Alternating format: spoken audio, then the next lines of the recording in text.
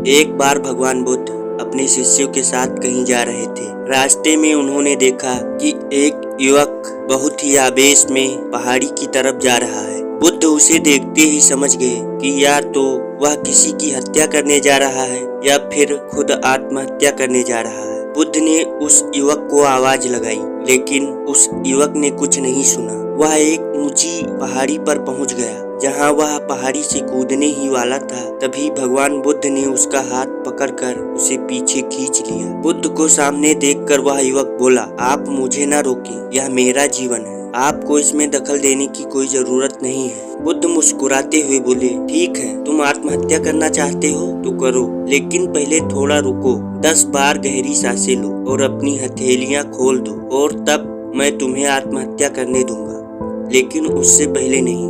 वह युवक बोला, आप मुझे व्यर्थ ही परेशान कर रहे हैं, मैं पहले से ही बहुत परेशान हूँ, आप मेरी परेशानियां न बढ़ाएं। ठीक है, आप कहते हैं तो मैं 10 बार गहरी सांसें लेता हूँ, अपनी हथेलियां खोल देता हूँ, उसके बाद आप मुझे आत्महत्या करने से नहीं रोकेंगे। उस युवक ने आंखें बंद करके 10 बार गहरी सांसें ली, अपनी हथेलियां खोल दी और उसके बाद उसने अपनी आंखें खोली। तब बुद्ध ने कहा, जाओ पहाड़ी से कूद जाओ। वह युवक तेजी से पहाड़ी की तरफ गया और कूदने के लिए तत्पर हुआ, लेकिन वह रुका और उसने नीचे देखा। वह 2-3 कदम पीछे हट गया। वह युवक भगवान बुद्ध की तरफ घूमा, उनकी तरफ देखते हुए कहा, महात्मा आप कौन हैं? आपसे तेजस्वी व्यक्ति मैंने आज तक नहीं देखा। यह मेरे साथ क्या हुआ? क्या आप मुझे समझा सकते हैं? कुछ क्षण पहले अगर आप मुझे नहीं रोकते तो मैं इस पहाड़ी से कूद जाता, लेकिन मैं अब इस पहाड़ी से कूदने में असमर्थ हूँ। बुद्ध मुस्कुराए और बोले, जब तुम पहली बार कूदने वाले थे तब तुम्हारे भीतर क्रोध था। क्रोध मनुष्य की बुद्धि का नाश कर देता है और वह सोचने समझने की क्षमता को खो देता है। वह केवल वही करना चाहता है जो उसका मन कहता है। तुम्हारे अंदर क्रोध था और तुम्हारा मन आत्महत्या के लिए तैयार था, इसी कारण तुम पहाड़ी से कूदने के लिए तत्पर थे। लेकिन जब तुमने आंखें बंद करके गहरी सांसें ली और हथेलियां खोल दी, तब तुम्हारे क्रोध की नकारात्मक ऊर्जा एक सकारात्मक ऊर्जा में परिवर्तित हो गई, जिसके कारण तुम्हारे बुद्धि को नियंत्रित करने में तुम्हें सफलता प्राप्त हुई और तुम सही निर्णय लेने में सक्षम हो सके। वह युवक बोला, आप कौन है महात्मा?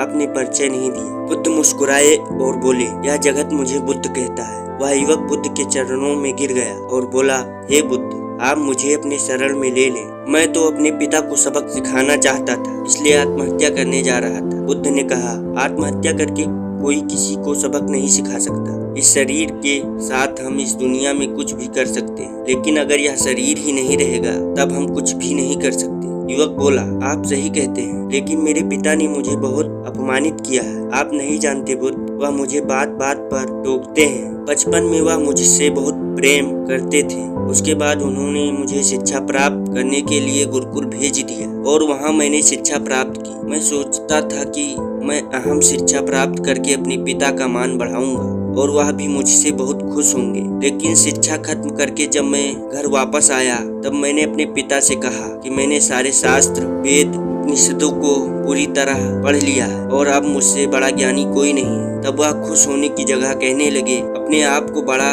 ज्ञानी मानने का भ्रम मत पालो। मैं अपने पिता को दिखाना चाहता हूँ कि मैंने कितना ज्ञान अध्ययन किया है। मैं बड़े बड़े शास्त्राज्ञ में जाने लगा, जहाँ सभी लोग मुझे मेरे ज्ञान से बहुत प्रभावित होने लगे। सभी ने मुझे महान ज्ञाता माना, लेकिन मेरे पिता ने मुझे ज्ञानी नहीं माना। वह मेरे शास्त्राज्ञ के बीच पहुँच जाते और मेरे दिए गए जवाबों में कुछ न कुछ कमियां निकालते रहते और सभी के सामने मुझे अपमानित भी करते। मेरे साथ रहने वाले मित्रों को भी वह अपमानित करने लगे थे। वह कहते थे कि वह सब मेरा जीवन बर्बाद कर देंगे, क्योंकि वह सभी मित्र मेरी सहायता करते हैं और मेरे ज्ञान की प्रशंसा भी करते थे। मेरी समझ में नहीं आ रहा कि वह ऐसा क्यों कर रहे हैं। तब मेरे मित्रों ने मुझे बताया कि वह मेरे ज्ञान से जलते हैं, वह मेरे जितना ज्ञान अर्जित नहीं कर पाए, इसी कारण मुझसे जलने लगे हैं। एक दिन मेरे परेशानियों के कारण मेरे मित्रों ने मुझे मदिरा पान कराया। मेरे पिता मुझे ढूंढते ढूंढते मेरे मित्र के घर आ गए और जब उन्होंने देखा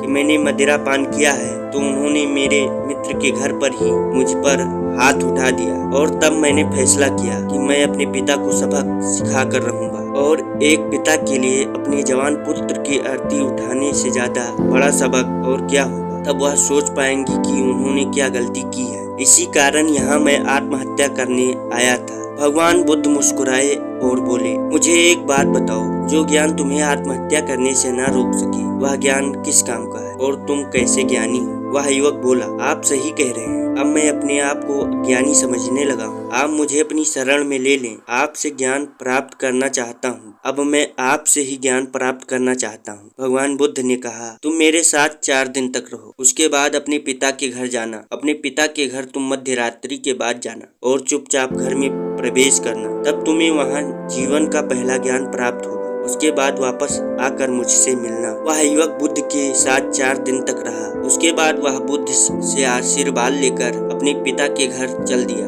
मध्य रात्रि होने पर उसने अपने पिता के घर प्रवेश किया और उसने देखा कि उसकी माता बिस्तर पर है और वह बहुत बीमार है। उसके पिता उसकी माता के पास बैठे हैं। उसकी माता उसके पिता से कह रही है कि तुम्हारी वजह से मेरा पुत्र मुझसे दूर चला गया है। अगर तुमने उस पर इतनी सख्ती न की होती तो वह अब भी मेरे पास होता। उस युवक ने देखा कि उसके पिता, जिनके आंखों में उसने आज तक एक आंसू भी नहीं देखा था, उनके आंखों से आंसू बह रहे थे। उस पिता ने अपनी पत्नी से कहा, मैं अपने पुत्र को कभी दुखी नहीं देखना चाहता था, लेकिन वह बड़ा ज्ञानी हो गया था। मैं अपने पुत्र को कभी दुख नहीं देना चाहता था, लेकिन वह बहुत ज्ञानी था और मुझे डर था कि उसका ज्ञान उसके अंदर अहंकार न पैदा कर दे। अहंकार के कारण मनुष्य अपने पथ से भटक जाता है। इसी कारण जब सब लोग उसकी प्रशंसा करते थे, तब मैं वहां पहुंचकर उन व्यक्तियों को ढूंढना चाहता था जो उसकी गलतियों को उसे बताएं, लेकिन वहां एक भी व्यक्ति ऐसा नहीं होता था जो उसके गलतियों को बताता। तब मैंने निश्चय किया कि मैं उसकी गलतियों के बारे में उसे बताऊंगा, लेकिन वह अपने मित्रों के कारण मेरी बातों को अनसुना कर देता था। वह अपने मित्रों की ही सुनता था। और एक दिन जब उसने मदिरा पान किया, तब मैंने मन में बहुत ठोस पहुंची और मैं सोचने लगा कि शायद मेरी ही परवरिश में कुछ कमी रह गई है। मैं एक अच्छा पिता नहीं बन पाया। पर तुम चिंता मत करो, मैं तुम्हारे पुत्र को कहीं से भी खोज कर लाऊंगा। जितना प्रेम तुम अपने पुत्र से करती हो, उससे कहीं ज्यादा प्रेम मैं अपने पुत्र से करता हूँ। मैंने उसे हर जगह ढूंढा पर वह नहीं मिला। युवक की माता ने कहा, मेरा मन कहता है कि यहाँ से कुछ दूर एक गांव में भगवान बुद्ध रुके हैं। वह युवक यह सब सुन रहा था। उसके आंखों से आंसू बह रहे थे। वह चुपचाप घर से निकल गया और बुद्ध के पास जाकर युवक ने भगवान बुद्ध से कहा, हे बुद्ध, अगर आपने उस दिन मुझे आत्महत्या करने से न बचाया होता, तब मुझसे कितना बड़ा पाप हो जाता। बुद्ध ने युवक से कहा, यह जीवन तुमने खुद नहीं लिया, यह तुम्हें दिया गया है और जो तुम्हें दिया गया है उसे तुम नष्ट नहीं कर सकते और न ही नष्ट करने का कोई अधिकार है। कल सुबह तुम्हारे पिता यहाँ आएंगे, तब तुम उनके साथ वापस जाना और उनके ऋण को उतारना। मेरा सारा ज्ञान मुझे व्यर्थ ही लगता है। आप सत्यता का उजागर करते हैं। मैं आपसे ज्ञान प्राप्त करना चाहता हूँ। मैं आपके साथ रहना चाहता हूँ। मुझे अपने साथ शामिल कर ले। भगवान बुद्ध ने कहा, सुबह जब तुम्हारे पिता आएंगे, तब तुम अपने पिता से बातचीत करना और उनसे आज्ञा लेना, और तब अगर तुम्हें लगे कि तुम्हें ज्ञान प्राप्ति की जरूरत है, तब तो मेरे दरवाजे हमेशा के लिए खुले हैं।